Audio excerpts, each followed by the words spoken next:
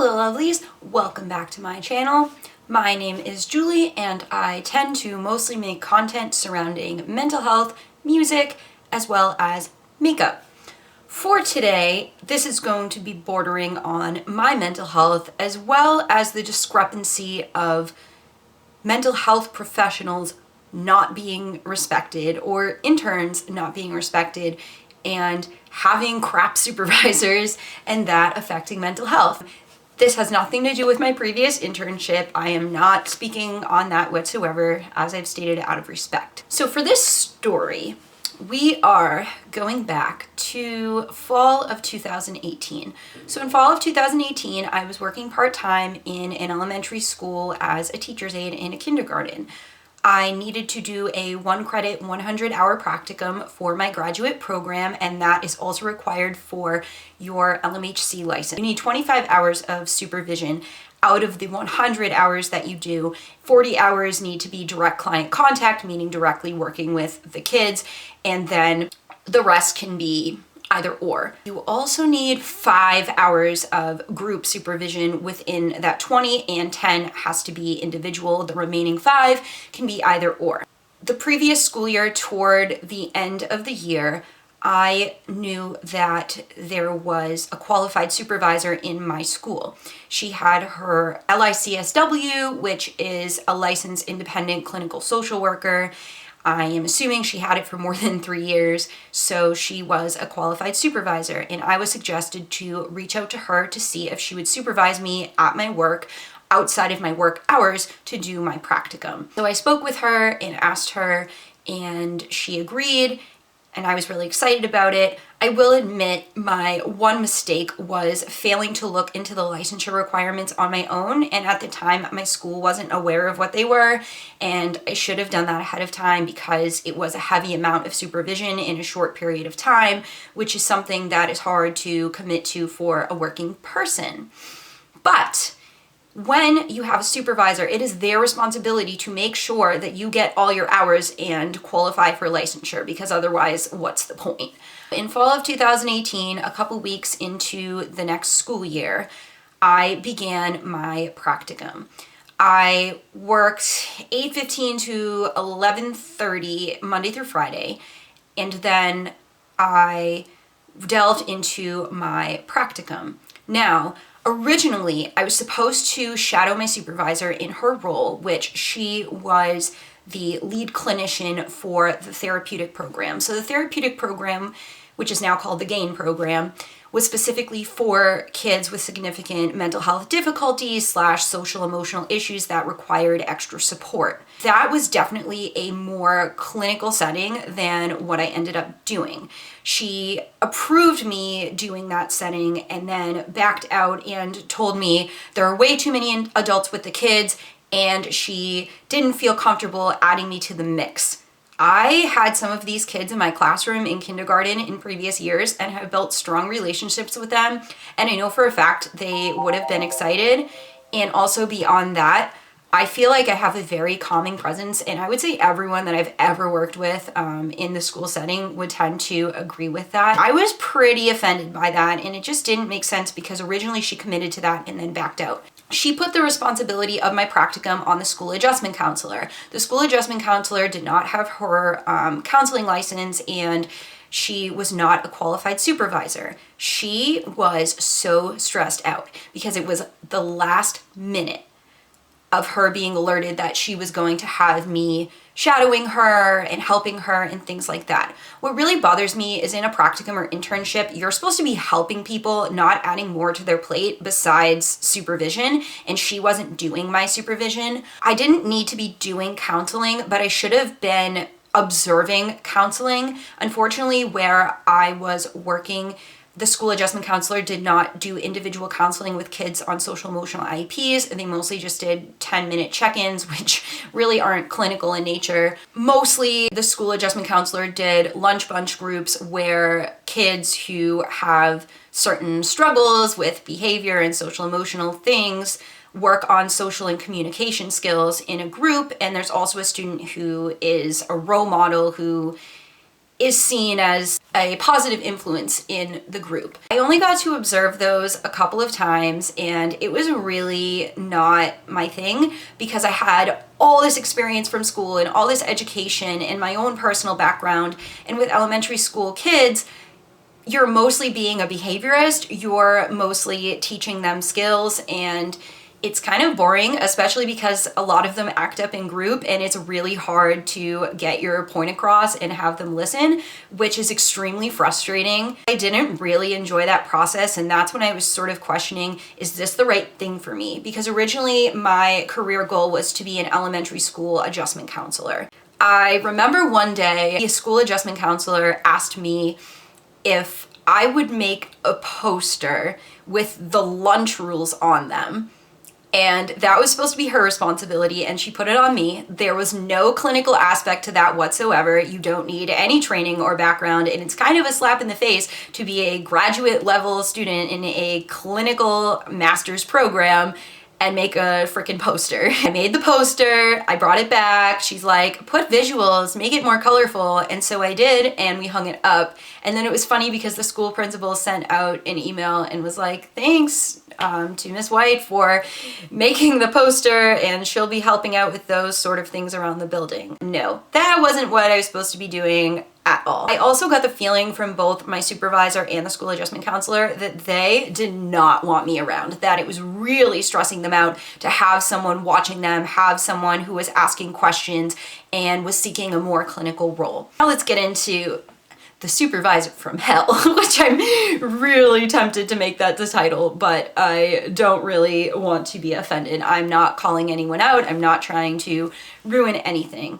However, during this school year, we got some new admin, and I've talked in previous videos about how admin love to come in and change everything all at once, which stresses faculty out because they're expected to just comply without complaining about their new responsibilities. Her responsibilities had changed. She was doing individual counseling for the therapeutic students, and you could tell she absolutely hated it, which made no sense to me because if you're going into a clinical role, to me, that is the most rewarding and fulfilling aspect and directly relates to your graduate education and internship experience.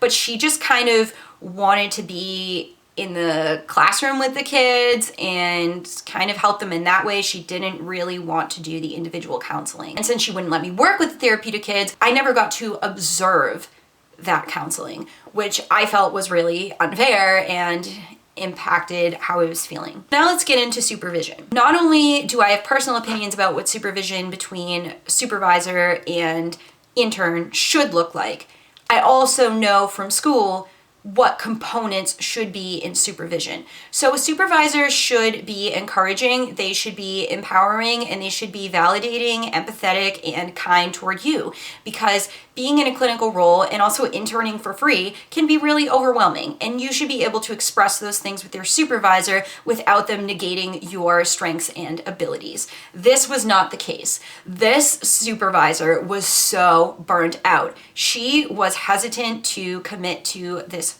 role. I realized what the requirements were for that heavy amount of supervision in a short period of time, and she turned around and said, I don't have that kind of time to meet with you.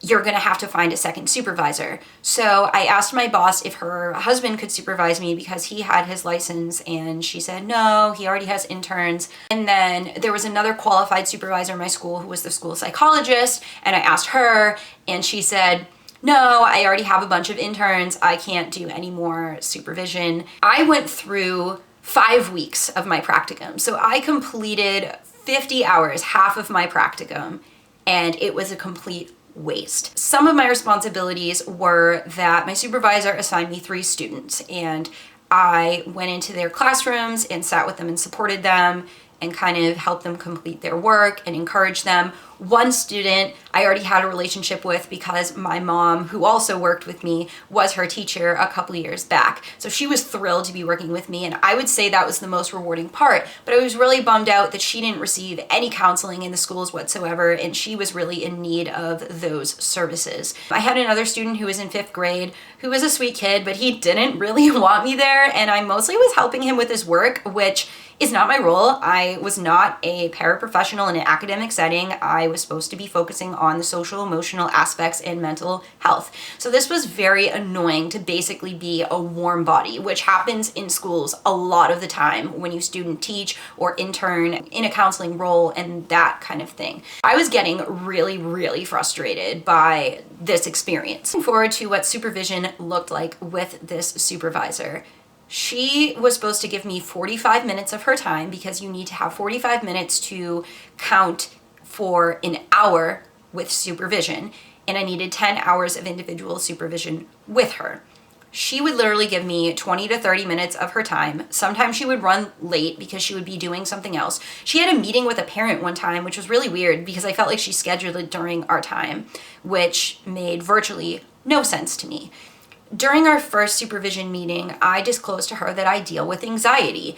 I felt it was important for her to know so that she could support me and understand how certain things affected me. I did not think she would stigmatize against it and discriminate against me and basically berate me for having anxiety and essentially telling me that I would not be capable of certain things in the field. And that's exactly what she did. It was really hurtful. I was looking for an internship. And originally I spoke to her in supervision and asked her, would you be able to supervise me for an internship? And is it feasible for me to do an internship here? Because I would really like to do that. And she turned around and rudely said, oh no, absolutely not. I barely have time to meet with you now.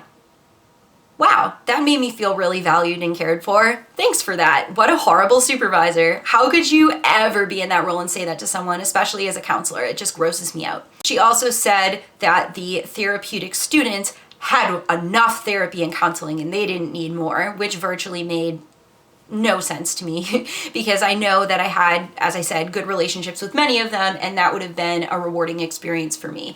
I also feel that I was shielded from that role because since I disclosed I had anxiety, staff felt I couldn't handle it, which was not accurate at all because I ended up doing my internship in a bridge program, which is entirely similar to a therapeutic program, and I did really well and handled myself really well, I think, with the kids. It was really disheartening. I went through the process of looking for an internship. I would go to work, I would do my practicum, I would then come home and look for an internship and send out emails and make phone calls, and I would not be done with my day till 7 o'clock at night, which I know is kind of the reality for a lot of people, but I was getting really overwhelmed and really burnt out, and it was deeply affecting my mental health. Another horrible thing that happened was the school psychologist decided that I could, for group supervision, join the doctoral interns that she was overseeing in their group meetings. First off, I went to an elementary school that she told me to go to for a group.